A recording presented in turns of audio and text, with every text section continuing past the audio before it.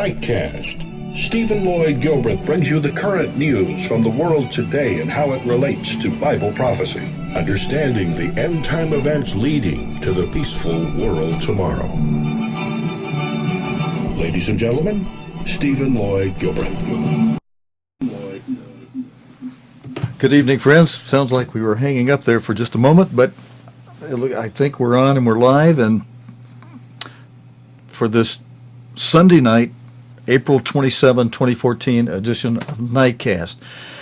Tonight in the news related to the Middle East, the United States says the Israeli-Palestinian peace process needs to take a pause while the two sides decide on their next move. But America is refusing to accept it will fail to meet its goal of a peace deal this month. Jeremy Bowen reports from Israel. What is America's plan B then? You know, I don't think they have one particularly. Mr. Obama's in his second term, and he's running out of time to try and make the big changes, which as a candidate he really wanted to make in the Middle East. And he said that he doesn't think they'll be able to make the hard choices necessary for a deal within 6 months. Now, more than 6 months, they've been talking about this, about trying to build a Palestinian state alongside Israel for more than 20 years, and they haven't got anywhere. It's a long record of failure. Now, that is one reason, I think, why Fatah went for that unity deal with Hamas, because they're not getting what they want out of talks, and also because there's a current within the PLO that says they need to try a different strategy, building internal unity, and also what they call non-violent resistance, which includes the movement for the boycott, divestment and sanctions. In other words, trying to isolate Israel in the way that South Africa was isolated in the 1980s. Now, as for the Israelis, Mr. Netanyahu seems pretty happy with the status quo, keeping a lid on things, expanding settlements. Israelis are making good money, but he's also being warned that long term, if there's no Palestinian state, he might well be forced to ultimately, Israelis might be forced to give Palestinians who live under their control the vote. And since most likely Palestinians would be in the majority, that would open up a whole new range of electoral possibilities, which many Israelis would certainly fear. Okay, thank you, Jeremy Bowen. I'm going to reserve comment on what's going on there with Israel and the United States tonight. We'll be focusing on that some more. Have to bite my lip to not say much, just to not say anymore. Let's turn what's happening to Ukraine. We got a lot of news to cover tonight, friends. Between now, with what's happened between last Thursday night when we were last on and tonight, Sunday night. With the Ukraine, Moscow says it will do all it can to bring about the release of European military observers detained in eastern Ukraine by pro-Russian separatists. The assurance came as EU diplomats revealed they will meet tomorrow, on Monday, to discuss new sanctions against Russia. The West accuses Russia of leading a secessionist revolt in Ukraine's east after it annexed Crimea last month. Moscow denies the allegations. Steve Rosenberg reports from eastern Ukraine, Sloviansk. For the pro-Russia separatists in eastern Ukraine, Sloviansk remains their stronghold. They've taken full control here, and they've taken hostages. These ID cards and name tags allegedly belong to a group of European military observers. They were taken hostage yesterday near Sloviansk. It was Russian television that was allowed to film this. The self-proclaimed People's Mayor of Sloviansk, Vyacheslav Ponomaryov, said he believed the military observers were spies. Ukrainian security forces are trying to seal off Sloviansk. They call it an anti-terrorist operation, but they fear the hostages will be used as human shields. Meanwhile, Kiev has accused Moscow of escalating tension. We urge Russia to pull back its security forces, not to provoke and not to support Russian-led terrorists. that are located and deployed in eastern and southern Ukraine. We urge Russia to leave us alone. Today, the G7 group of economic powers that includes Britain and America described these military exercises in southern Russia as threatening and agreed new sanctions against Moscow. But near Sloviansk, in the town of Kramatorsk, they support Moscow. We found pro-Russia groups in control here and heavily armed. They call it people power. The people here say they're no terrorists. They want their part of Ukraine to become independent. And if Kiev's counter-terrorist operation reaches their town, they say, they'll be counting on Russia to protect them. From wedding bells straight to the barricades. Despite all the violence and the threat of war, some people here are still hoping for a better future. Steve Rosenberg, BBC News, in eastern Ukraine. Well, nice ending to that one. Okay, that was Steve Rosenberg with a video report he made yesterday on Saturday, the 26th of April. In this next video report, Steve Rosenberg will describe how one of the team of European monitors who were seized by pro-Russian separatists in the eastern Ukrainian flashpoint city of Sloviansk on Friday has been freed. The following report contains some disturbing images. Bound and blooded, in Sloviansk today, they paraded their prisoners. These are Ukrainian Special Forces officers, after being captured by the pro-Russia militia that controls the town. It was Russian television that was invited to film them.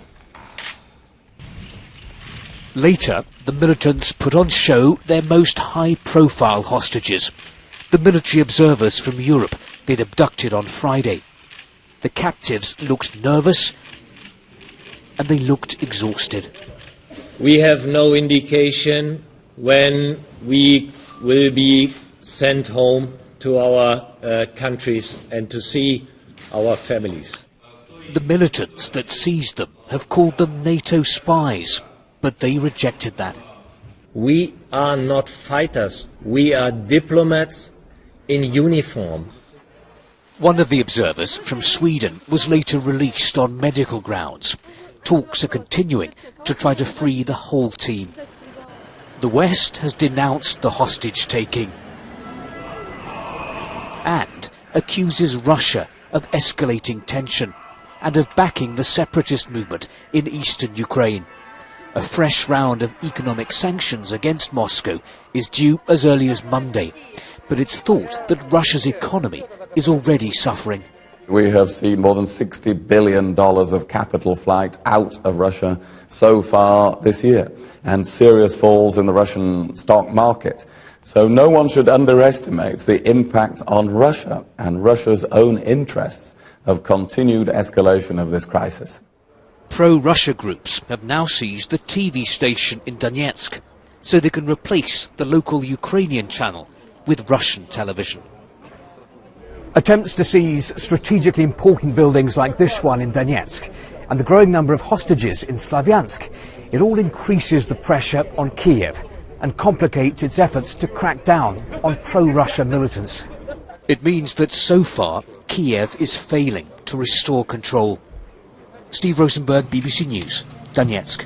Okay, thank you again, Steve Rosenberg, for that additional report from today. As Steve mentioned toward the end of his report, it is a very complex, very complicated thing going on over there. The 8 monitors linked to the Vienna-based Organization for Security and Cooperation in Europe were shown, as you saw here, to the media today. And one of them released on medical grounds, as you saw, one from Sweden. And my head notes here say that intensive diplomacy has been going on to try to secure the freedom of the other team members. Okay, friends, related to Europe and potential EU happenings, and we showed you video yesterday related to how we showed you a video from the beginning of last week, the first day of last week when the Pope was holding an Easter Mass, and the 35,000 flowers in front of on the avenue in front of the Vatican. Our news story pointed out those had been donated by the Netherlands, and we pointed out, I put a slide on the screen showing how the Netherlands is one of the 12 tribes of Israel. It's the tribe of Zebulun.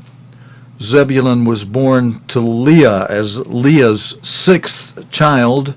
Zebulun was Jacob's 10th child, but the 6th one had by Leah.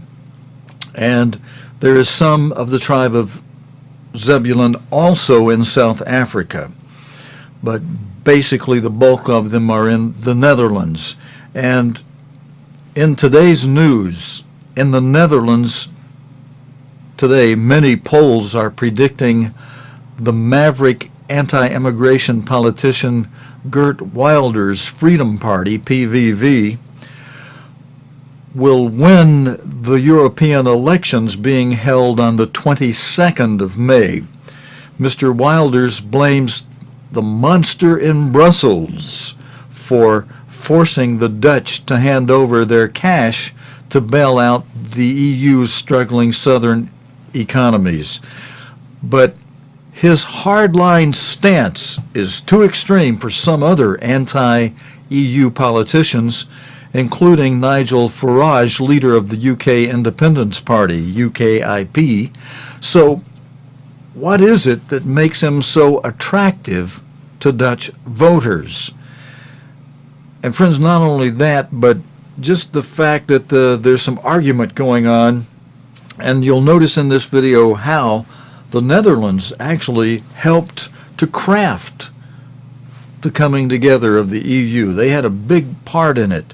And ultimately, though, this EU combine that will give its power to a beast that will go strongly against the tribes of Israel, does that mean that all the tribes of Israel will eventually come out of the EU, the European Union, when it becomes a beast power, or when it becomes a revived Holy Roman Empire, which will, let's just put our chart on the screen for a moment, which will not only revive the Holy Roman Empire, but it will trigger off, it'll initiate World War III and a great martyrdom against the saints, which the Bible calls a great tribulation in Revelation.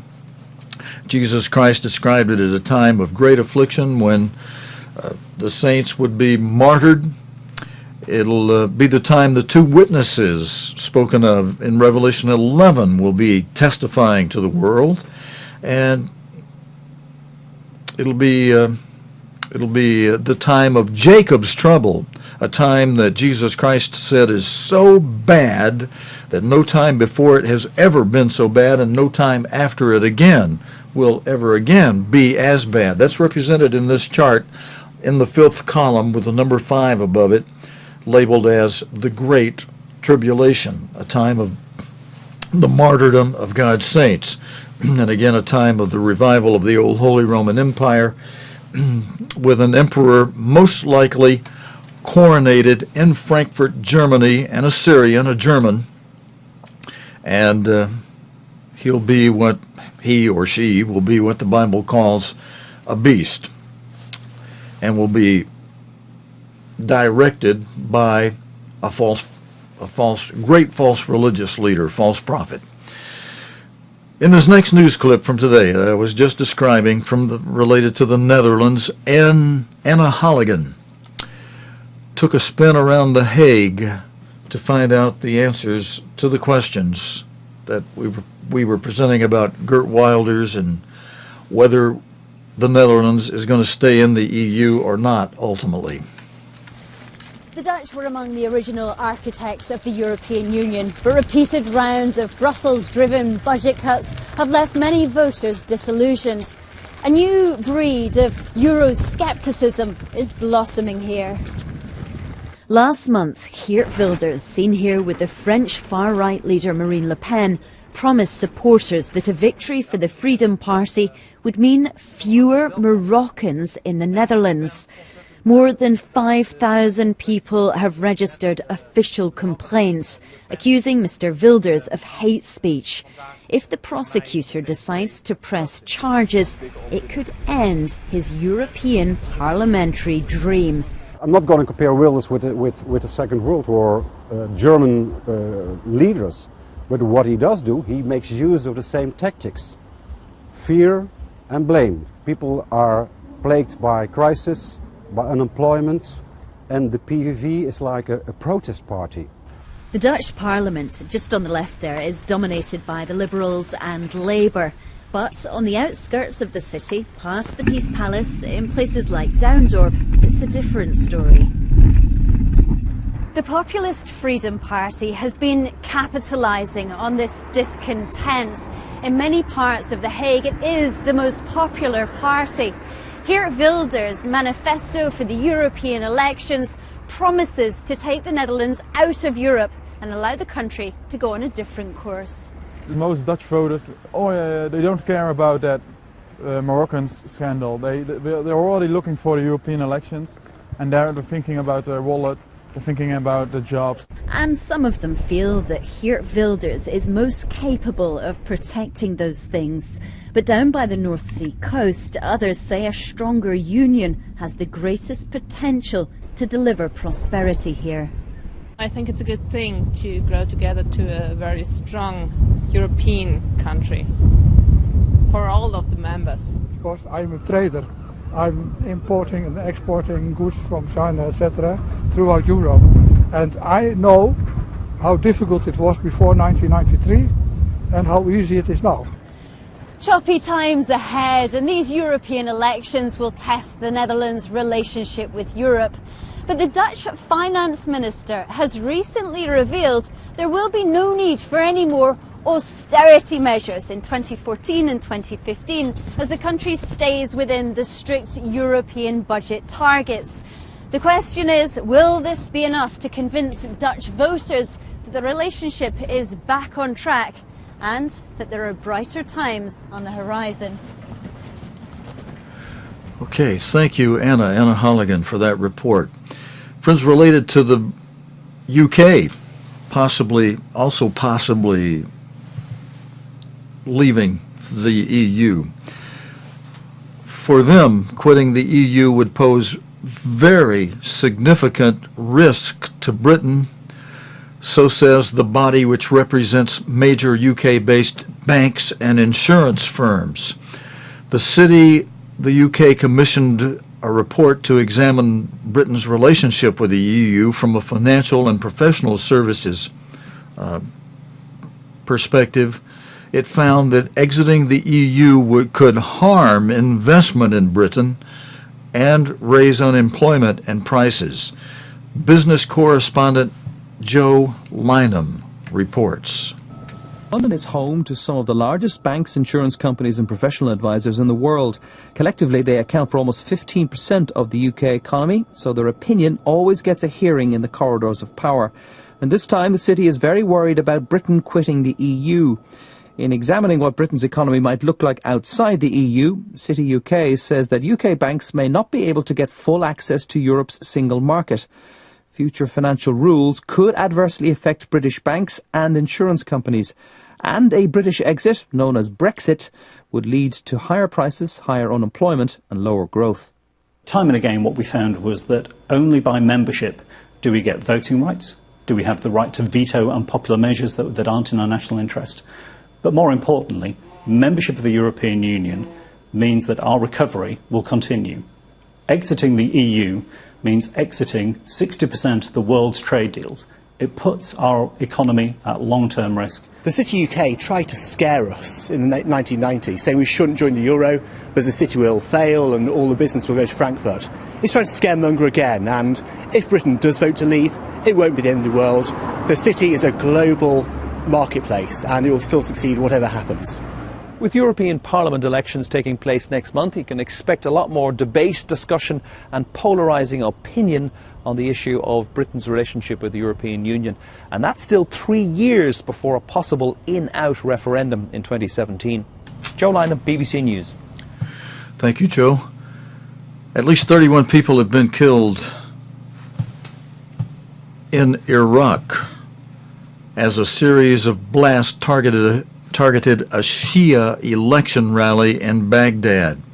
Several people were seriously injured in the attack, which took place at the rally. The attack, claimed by al-Qaeda-linked militants, comes less than a week before Iraqis are due to head to the polls in parliamentary elections. Alpa Patel reports. This was a well-planned attack. The first blast forced people to take cover. Gunfire rings out. And then a second blast. The pictures are too distressing to show. There were 3 blasts in total, designed to cause chaos and carnage. The bombs went off as thousands of supporters of a Shia political party had gathered in eastern Baghdad. The Asa ibn al-Haq party is believed to be backed by Iran and has also shown support for Syria's President Bashar al-Assad. The Islamic State in Iraq and the Levant, an al-Qaeda offshoot, claimed responsibility. This attack is another reminder of the sectarian violence that continues to plague the country. Last year, the death toll climbed to its highest in 5 years. There are concerns that violence is worsening ahead of parliamentary elections due to take place on the 30th of April. Those polls will be the first since the US pulled out combat troops in 2011. But voters are frustrated, and so there are concerns over turnout. There's been no change in terms of the security, political and sanitation situation. There's no change taking place in Iraq at all, so I will not take part in this vote. As a voter, I will not vote in this election. They've made too many promises, but done nothing at all. And scenes like these will only undermine confidence in Wednesday's poll. Alpa Patel, BBC News. The UK Ministry of Defence has said a helicopter crash which killed 5 service personnel in Afghanistan was probably a tragic accident.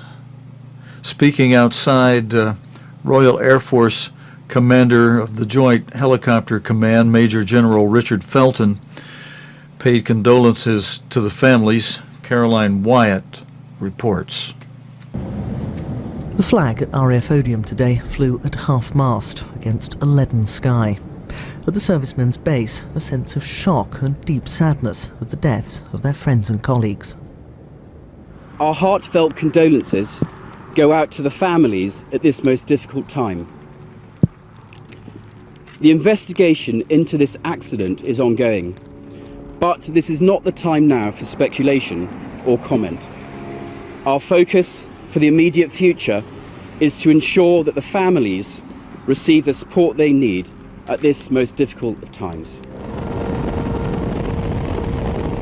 Lynx helicopters have been vital throughout the conflict in Afghanistan. This is footage from a flight that we took with the Army Air Corps in Helmand last summer. The gunner constantly on the lookout for threats below. The pilot and the co-pilot in front, their skills honed by long years of training. The Lynx has been in service for nearly 40 years, and it's been used in a variety of roles by the Army and the Royal Navy.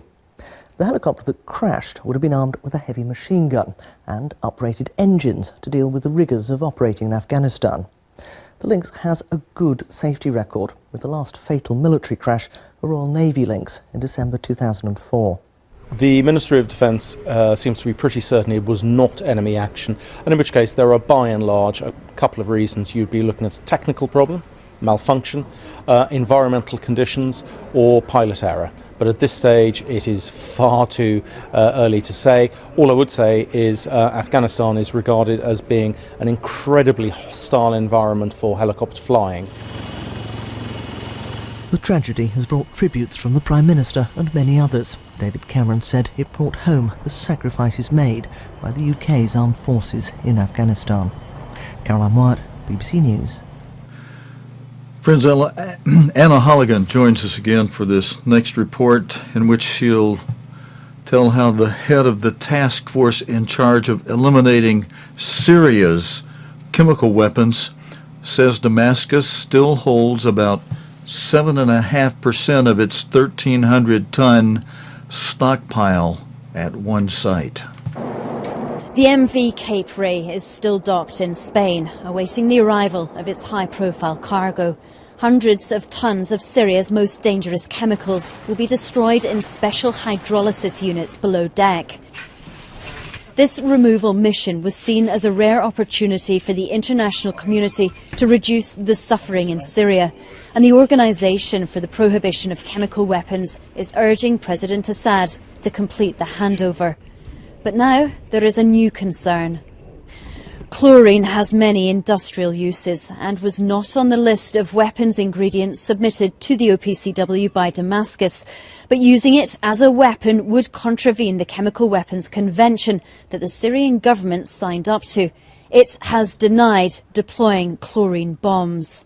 When it comes to the allegations of use of chlorine gas in recent events and over the recent months, this is a matter under discussion in The Hague and directly by OPCW with the Syrian authorities. There is a discussion on a possible fact-finding mission, and this is where matters are now.